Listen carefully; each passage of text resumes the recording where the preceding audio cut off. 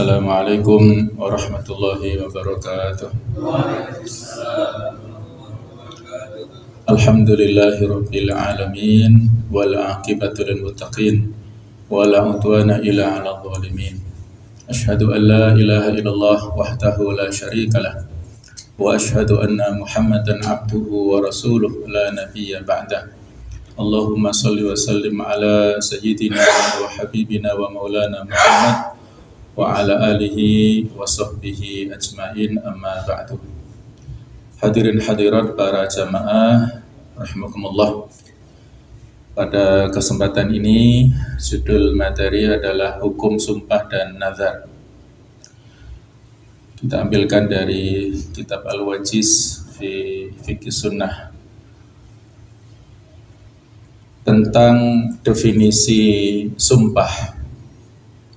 Dalam bahasa Arab, sumpah ini disebut dengan al-aiman, yaitu bentuk jamak dari al-yamin. Dan asal makna al-yamin atau sumpah di dalam bahasa Arab adalah tangan kanan.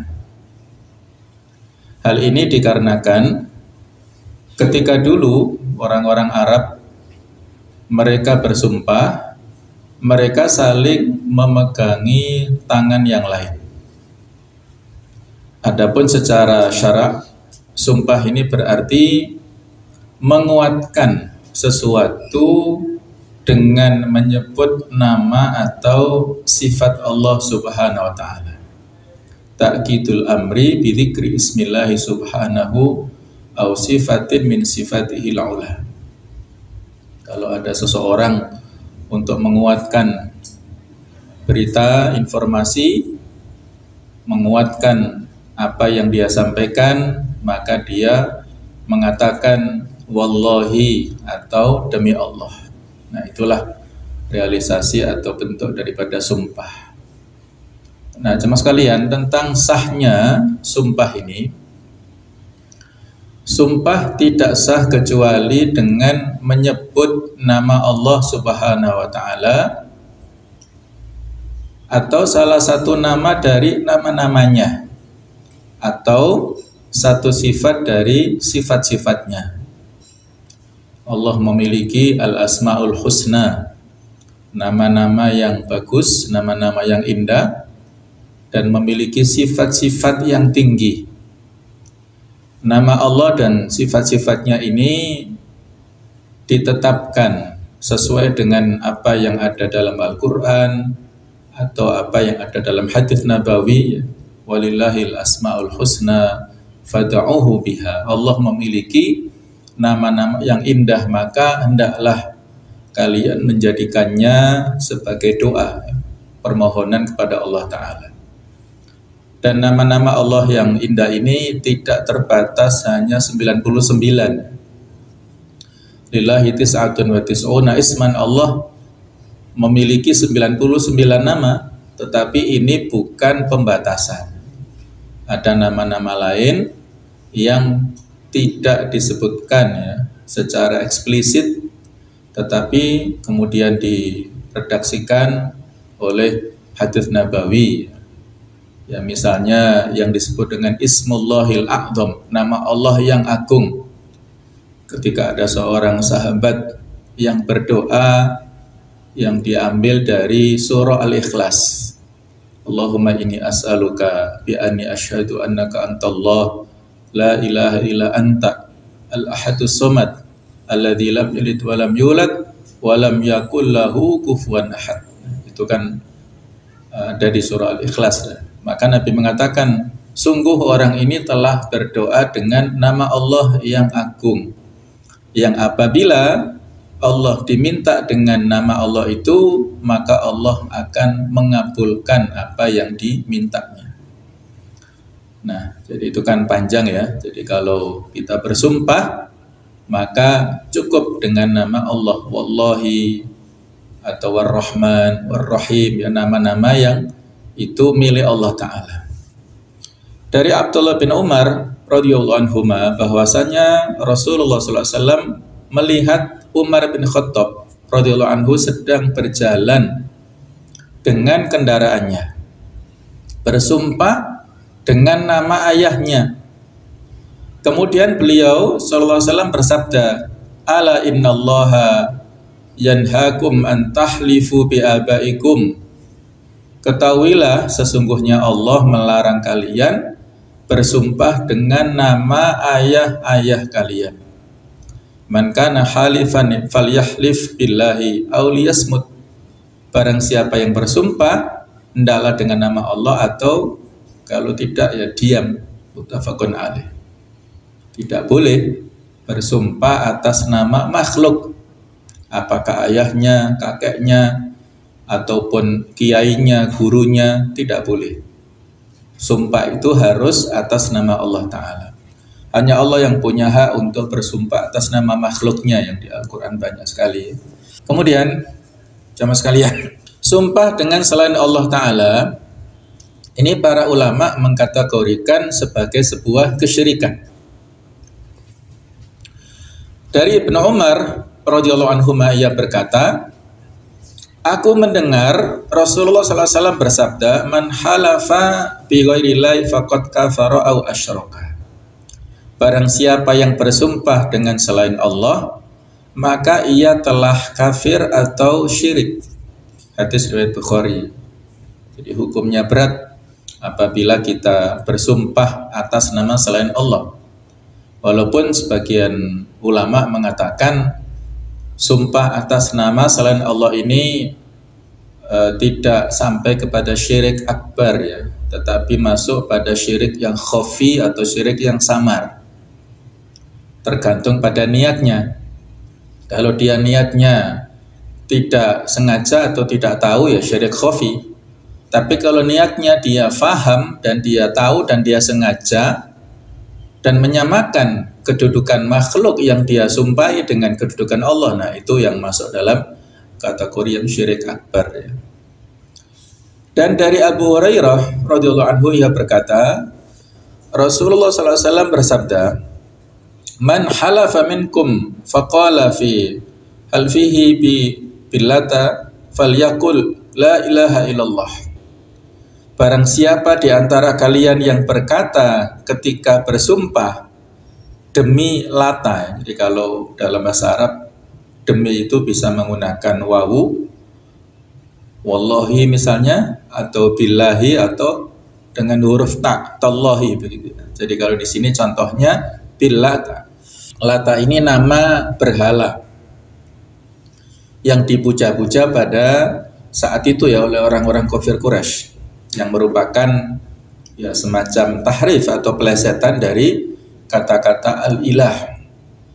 Al-ilah menjadi Lata, kemudian al-mannan menjadi al-manat, al-aziz menjadi al-uzza. Nah, itu tahrif ataupun pelesetan yang dilakukan oleh orang-orang kafir Quraisy.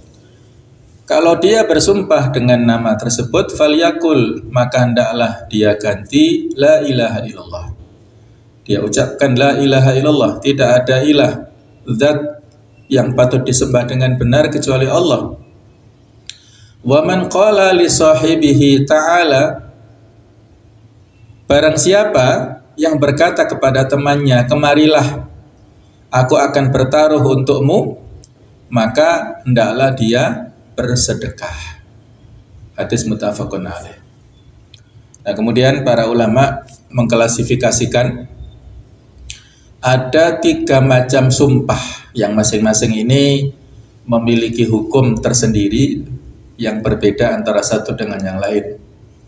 Yang pertama yaitu sumpah yang tidak dimaksudkan untuk bersumpah, atau dalam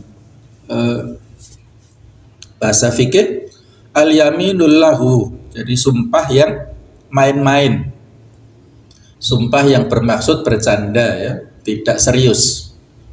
Yang kedua, sumpah palsu al-yaminul ghamus.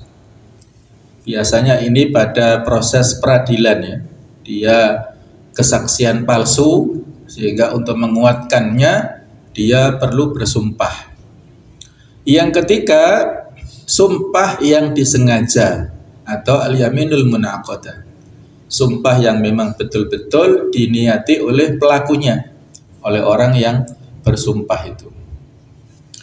Nah, untuk al-yaminul lahu, sumpah yang tidak dimaksudkan untuk bersumpah, dan hukumnya ini yaitu tidak dimaksudkan sebuah sumpah yang tidak diniatkan untuk sumpah, sebagaimana perkataan seseorang, demi Allah kalian akan makan atau kalian akan minum, dan semisalnya, yang tanpa dimaksudkan untuk bersumpah.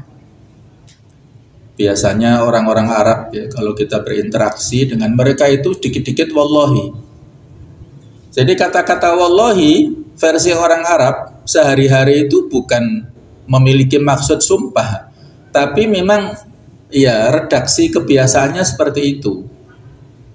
Gaya bicaranya memang seperti itu, dan ini termasuk al-yaminul lahu ya, atau sumpah yang tidak memiliki dampak. Hal ini tidak dianggap sebagai sumpah, dan orang yang bersumpah tidak dikenakan beban apapun. Ya, dalilnya adalah firman Allah, la yu'akhidukumullahu billaghwi fi aymanikum. Allah tidak menghukum kamu disebabkan sumpahmu yang tidak disengaja, yang tidak dimaksud untuk bersumpah. Walakin yu'akhidukum bima kasabat qulubukum, tetapi Allah menghukum kamu disebabkan sumpahmu yang disengaja untuk bersumpah oleh hatimu. Al-ayat Al-Baqarah 225. Juga senada dengan itu di Al-Maidah 89, la yu'akhidukumullahu billaghwi fi aymanikum walakin yu'akhidukum bima aqadtumul aiman. Jadi kalau potongan ayat yang pertama ini sama dengan di Al-Baqarah, kemudian potongan yang kedua, jadi Allah Ta'ala menghukum kamu disebabkan sumpah-sumpah yang kalian sengaja. Kemudian diceritakan dari Aisyah radhiyallahu anhuma, Allah tidak menghukum kamu disebabkan sumpahmu yang tidak dimaksud untuk bersumpah. Ia berkata, ayat ini diturunkan berkenaan dengan perkataan seseorang, tidak demi Allah, benar demi Allah. Hadis riwayat Bukhari. Jadi intinya ini untuk jenis sumpah yang pertama tidak berarti apa-apa. Sedangkan jenis sumpah yang kedua yaitu al-yaminul ghamus, sumpah palsu.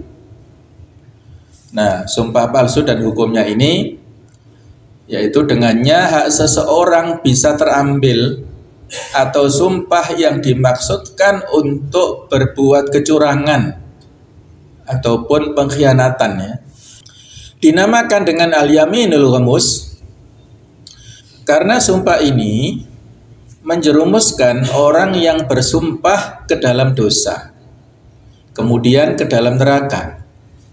Sumpah ini termasuk salah satu dosa besar dan tidak ada kafarat atasnya, karena Allah Ta'ala berfirman, walakin yu'akhidukum bima aqadtumul aiman, tetapi dia menghukum kamu disebabkan sumpah-sumpah yang disengaja. Dan sumpah ini tidak dimaksudkan untuk bersumpah, karena apabila dimaksudkan ia tidak akan mungkin dilaksanakan.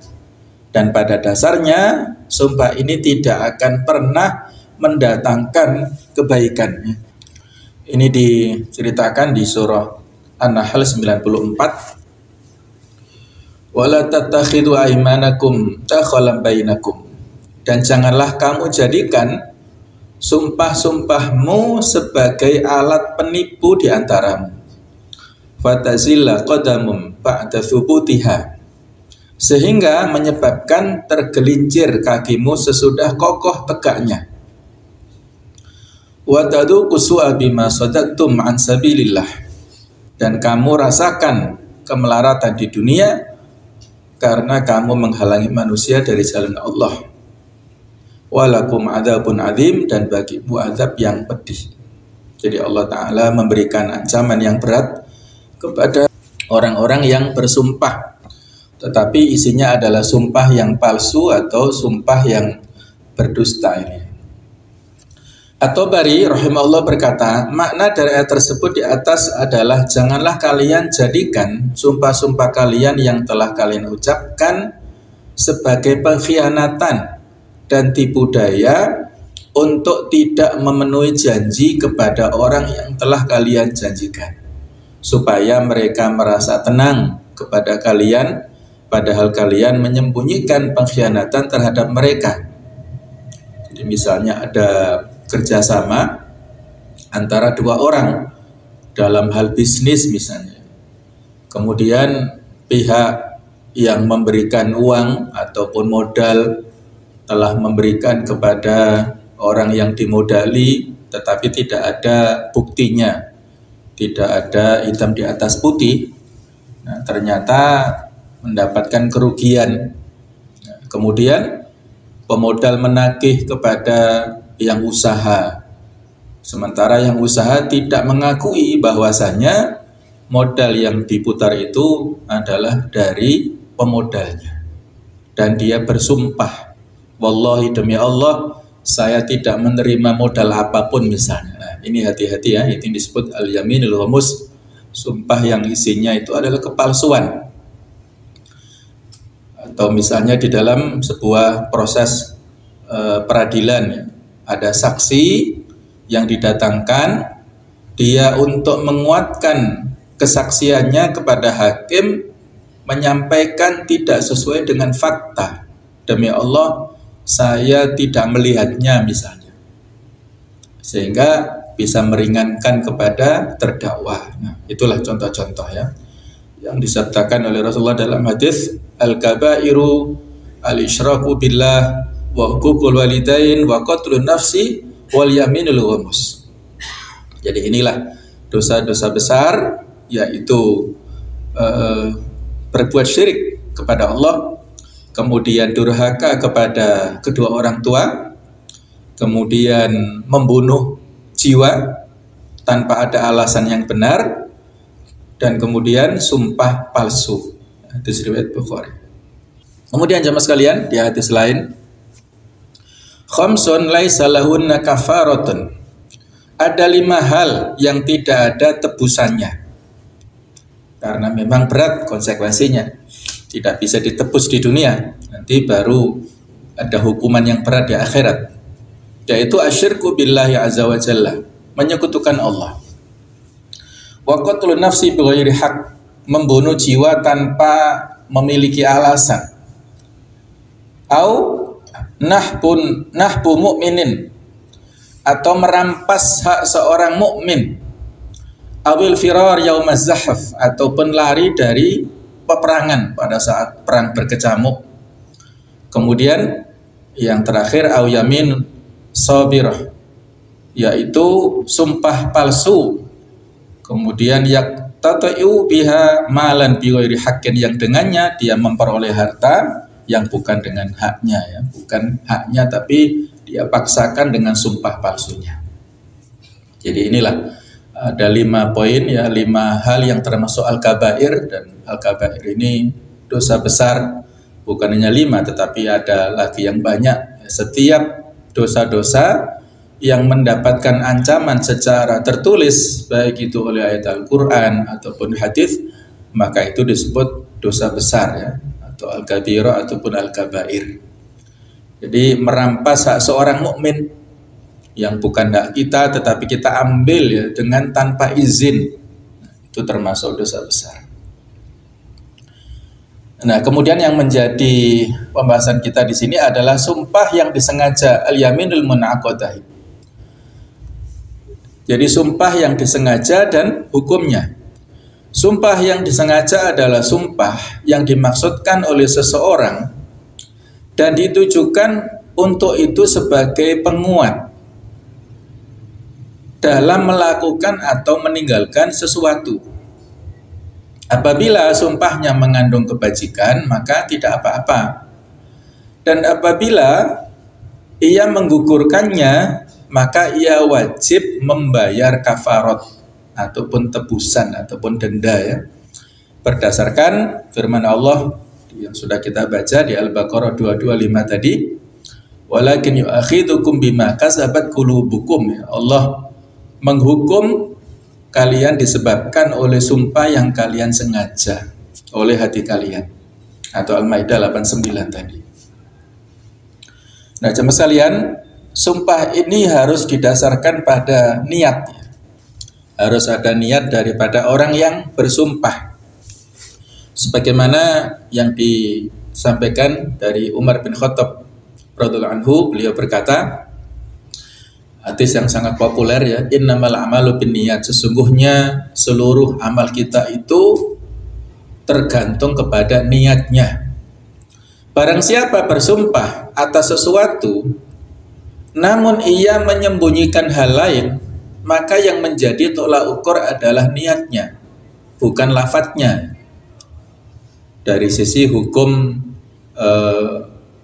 fikihnya ya, kalau dari sisi hukum peradilan ya sesuai dengan lafadz secara zahirnya.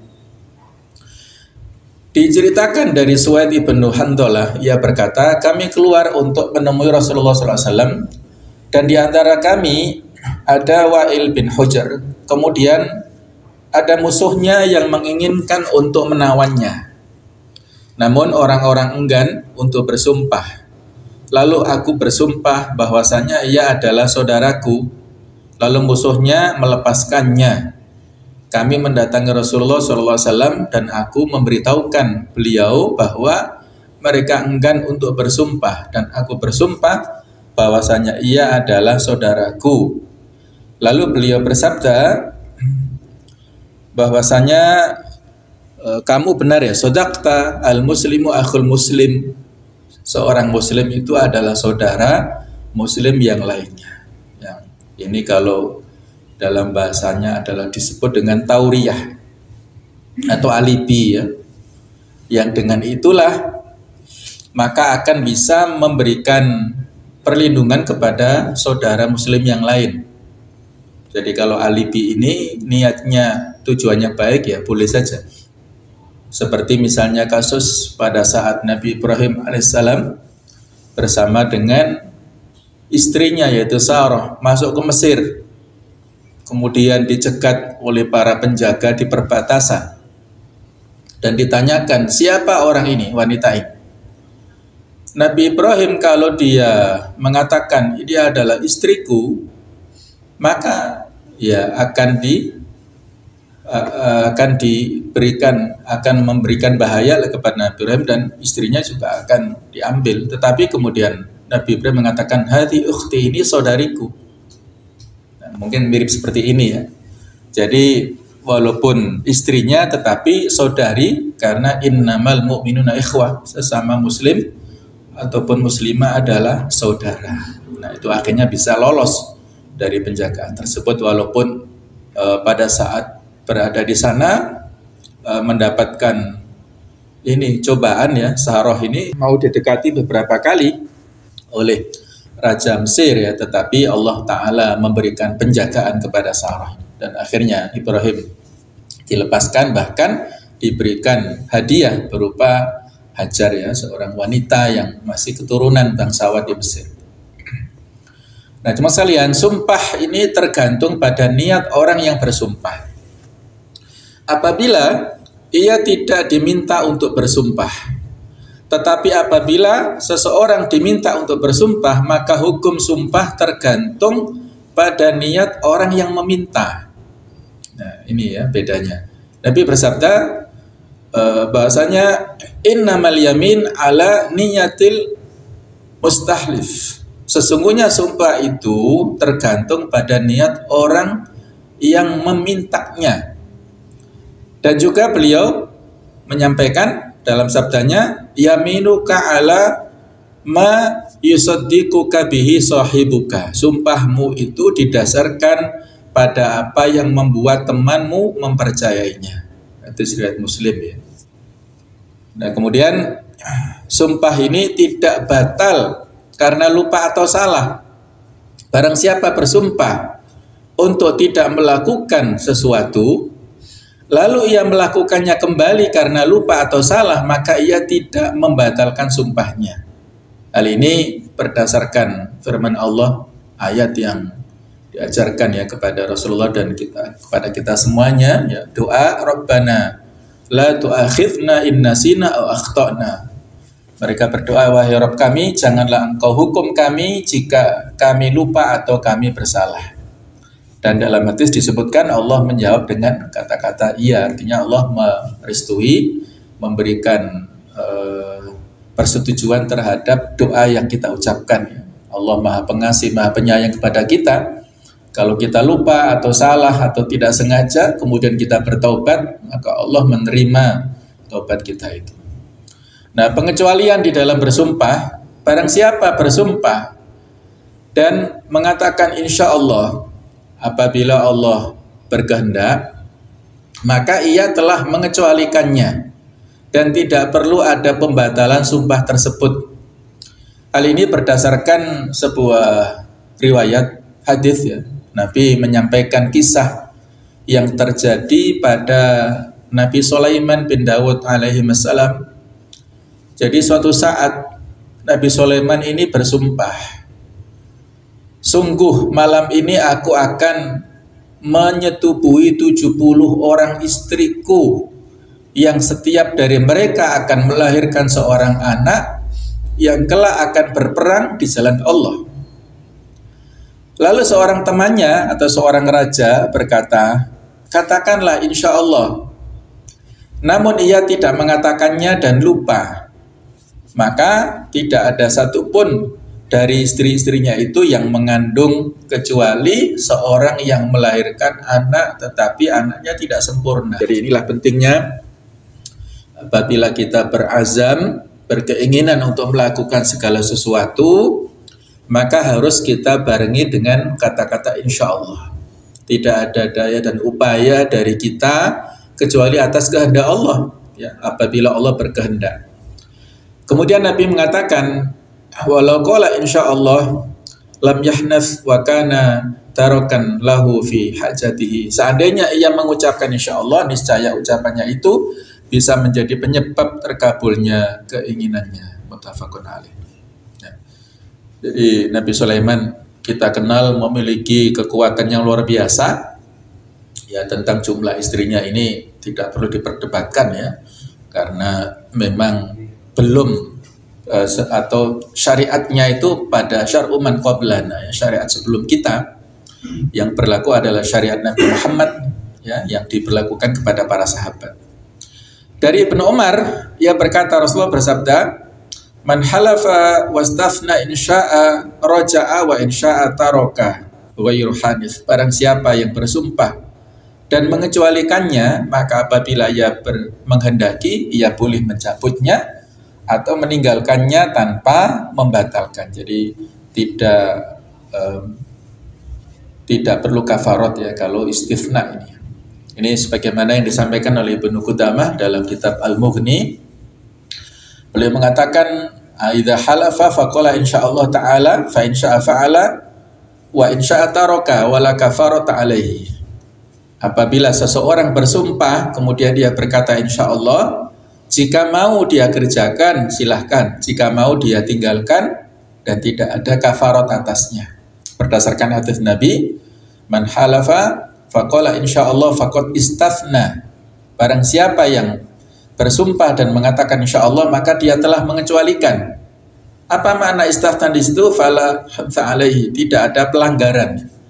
Tidak ada pelanggaran sehingga dia tidak perlu untuk menunaikan kafarat.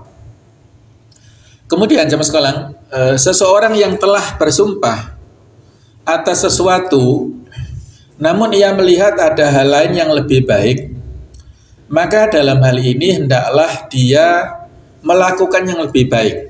Man halafa ala yamin far'a ghairaha khairan minha falyatil ladzi huwa khairun wal yukafir an yaminihi. Siapa yang bersumpah atas sesuatu namun ia melihat ada hal lain yang lebih baik, maka hendaknya ia melaksanakan hal yang lebih baik tersebut dan membayar kafarat atas sumpahnya.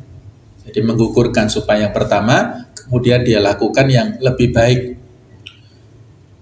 Nah, kemudian ada larangan bersikukuh pada sebuah sumpah, sebagaimana yang Allah sampaikan di Al-Baqarah 224. Janganlah kamu jadikan nama Allah dalam sumpahmu sebagai penghalang untuk berbuat kebajikan, bertakwa, dan mengadakan islah perbaikan di antara manusia. Dan Allah Maha mendengar lagi Maha mengetahui. Kemudian Ibnu Abbas berkata, janganlah kalian jadikan sumpah kalian sebagai penghalang untuk tidak berbuat baik, namun hapuslah sumpah kalian dengan kafarat dan berbuatlah kebajikan. Kemudian ada hadis lain yang disampaikan Rasulullah, wallahi, demi Allah, ketika salah seorang dari kalian bersikukuh pada sumpah yang membahayakan keluarganya, itu lebih dosa baginya di sisi Allah daripada ketika ia membayar kafarat yang telah diwajibkan. Jadi tentang kafarat sumpah ataupun denda ya, sumpah ini telah disebutkan di dalam surah Al-Maidah ayat ke-89 yang rinciannya ini, yaitu dia memberi makan 10 orang miskin dari makanan yang biasa diberikan untuk keluarganya. Jadi ya, tidak terlalu berat ya, memberi makan 10 orang miskin yang biasa dia alokasikan untuk keluarganya, ya 10 porsi makanan lah. Kemudian kalau tidak, pilihannya di sini ya, memberi pakaian kepada mereka, pakaian yang layak. Kemudian atau pilihannya membebaskan seorang budak. Kalau pilihan yang ketiga ini ya tidak ada perbudakan sekarang. Apabila dia tidak mampu untuk melaksanakan hal tersebut, maka kafaratnya adalah puasa 3 hari. Jadi tidak boleh kafarat menebus dengan puasa sedangkan ia mampu untuk mengerjakan salah satu dari 3 hal tersebut. Jadi harus diupayakan 3 pilihan itu yang lebih mudah yang mana, baru kalau tidak bisa karena dia miskin, maka dia membayar dengan puasa 3 hari. Nah inilah dasarnya di surah Al-Maidah ayat ke-89 ini. Fakafaratu it'amu asyarati masakin. Kafaratnya adalah berikan makanan kepada 10 orang miskin min ausati ma tut'imuna ahlikum, dari makanan yang biasa kamu berikan kepada keluarga kalian. Kemudian au, jadi ada pilihan ya, au kiswatuhum, atau memberi pakaian, au tahriru raqabah, atau membebaskan budak. Baru famalam yajid, kalau tidak menemukan satu di antara 3 ini, fasiyamu thalathati ayyam, maka berpuasa selama 3 hari. Nah, tidak ada kata-kata berturut-turut ya, 3 hari puasa, silakan semampunya. Ini penjelasan-penjelasan yang disampaikan ya oleh para ulama ya tentang kafarat sumpah yang disengaja, yaitu it'amu asyarati masakin ya, yang mana dijelaskan ya kalau di standar di sana adalah setengah sok dari makanan pokok di sebuah negara, yang itu sama dengan 1 kilo seperempat kurang lebih dari gandum ataupun dari beras ataupun kurma atau yang lainnya. Yang penting adalah makanan pokok. Kemudian sebagian di antara para fuqaha membatasi dengan 1 kilo kurang seperempat untuk 1 orang. Ya, kita kembalikan kepada urf atau kepada tradisi kita lah ya, 1 porsi itu. Kemudian kiswatu asyarati masakin, memberikan pakaian ini yaitu pakaian yang cukup untuk dipakai sholat, sah untuk sholat, berarti atasan sama bawahan ya, yang dipakai secara pada umumnya oleh masyarakat di sekitarnya. Kemudian membebaskan budak, ini tidak ada ya di kita. Kemudian sumpah untuk pengharaman.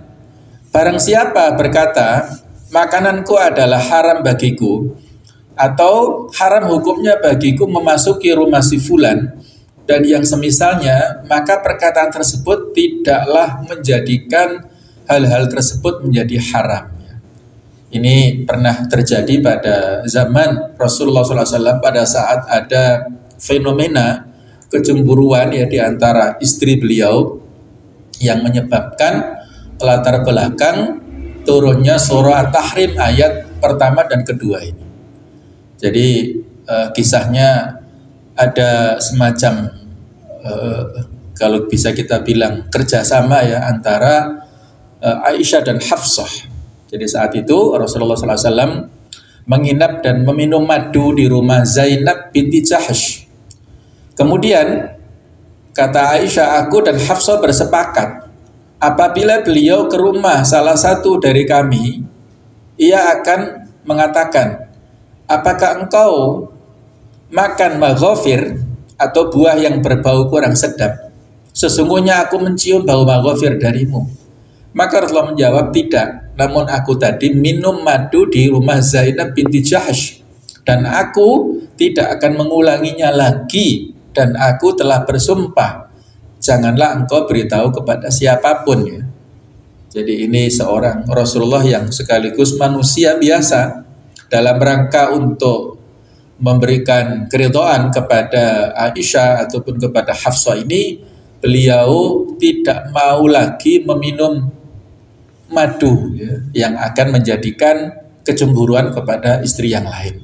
Maka disinilah ditegur oleh Allah Ta'ala, ya ayuhan Nabi lima tuharrimu ma halallahu lak. Wahai Nabi, kenapa engkau mengharamkan sesuatu yang Allah halalkan bagimu? Tabtagi maradhata azwajik, dalam rangka untuk memenuhi keridhaan istri-istrimu. Jadi Nabi diberikan teguran ya, artinya pilihan beliau untuk mengharamkan yang halal itu tidak boleh. Nah, Ibnu Abbas mengatakan pengharaman sesuatu yang halal menyebabkan seseorang harus membayar kafarat. Sungguh telah ada dalam Rasulullah teladan yang baik bagi kita. Jadi beliau membayar kafarat sumpah tersebut. Nah, jemaah sekalian, kadang-kadang dalam kehidupan rumah tangga ya, ada konflik misalnya, ataupun ada perbedaan pendapat antara suami istri, atau barangkali istrinya melakukan nusyuz, hal-hal yang membangkang ya, sehingga tidak memenuhi ketaatan kepada suami. Maka dalam hal ini mungkin ya suaminya ini emosi ataupun memberikan pelajaran kepada istrinya dengan bersumpah untuk tidak menggauli istrinya. Ini disebut dengan istilah ila. Jadi seorang suami yang bersumpah tidak akan menggauli istrinya dalam sekian waktu, maka diatur di dalam Islam, dalam Al-Quran ya, di ayat 226, 227 Al-Baqarah ini, lilladzina yu'luna min nisa'ihim tarabbusu arba'ati ashhur.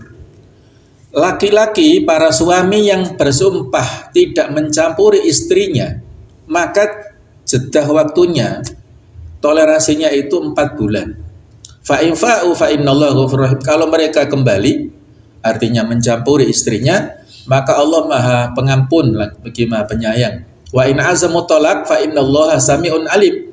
Kalau dia bermaksud untuk mentalak, ya silahkan, Allah Maha Mendengar lagi Maha Mengetahui. Jadi kalau ada suami yang bersumpah tidak menggauli istrinya, maka di sini dikasih toleransi waktu 4 bulan. Kalau dia sebelum 4 bulan kembali kan di sini dalam tanda kutip ya, artinya dia menjimai istrinya, maka mayoritas ulama berpendapat bahwasanya ya, disampaikan di sini dia tidak dianggap melakukan ilah. Jadi mayoritas ulama mengatakan sumpah yang diucapkan itu hanyalah sumpah semata. Jika dia melakukan hubungan badan dalam tenggang waktu 4 bulan tersebut, maka tidak ada sesuatu pun yang diwajibkan atas dirinya seperti semua sumpah. Jadi tidak ada kafaratnya. Ini mayoritas ya disampaikan ya oleh para ulama seperti Imam Malik, Imam Syafi'i, Imam Ahmad dan juga Abu Thawr. Nah, bagaimana apabila walaupun ini tidak ijma ya, masih ada ulama yang lain untuk lebih amannya tetap membayar kafarah, dan saya kira itu lebih aman, toh tidak berat ya kafarahnya tadi kan. Nah, bagaimana jika melebihi waktu 4 bulan dia baru mau kembali kepada istrinya? Maka di sini hakim boleh memutuskan ya 2 perkara kalau sang istri mengadukan ke pengadilan ya, ke PA. Jadi hakim yang pertama, suami dituntut untuk menarik sumpah dan kembali kepada istrinya disertai dengan membayar kafarat sumpah. Yang kedua, hakim menuntutnya untuk menceraikan istrinya. Hanya saja jika si suami masih bersikukuh terhadap sumpahnya, maka hakim bisa menjatuhkan putusan talak 1 dengan tujuan untuk menghilangkan kemadharatan pada istrinya. Jadi jangan sampai istri ini menggantung nasibnya, nggak jelas dia sebagai istri tidak dikumpuli, tidak dikasih nafkah lahir batin oleh suaminya, tetapi dia masih terikat dalam pernikahan, tidak boleh menikah dengan suami atau dengan laki-laki lain. Jadi kasihan. Sebab turunnya ayat tentang ilak tadi itu karena kebiasaan orang-orang Arab dulu pada masa jahiliyah, mereka menjadikan wanita-wanita ini terkatung-katung, tidak punya hak untuk memilih. Dia menjadi istri tidak terpenuhi nafkah batinnya, kalau dia menikah lain tidak bisa juga karena dia statusnya masih istri. Baiklah, ini dulu untuk pembahasan kita tentang masalah sumpah. Insya Allah kita akan lanjutkan tentang masalah nadar ya. Masih ada kemiripan ya dengan sumpah. Subhanakallahumma wa bihamdik asyhadu an la ilaha illa anta astaghfiruka wa atubu ilaik. Wassalamualaikum warahmatullahi wabarakatuh.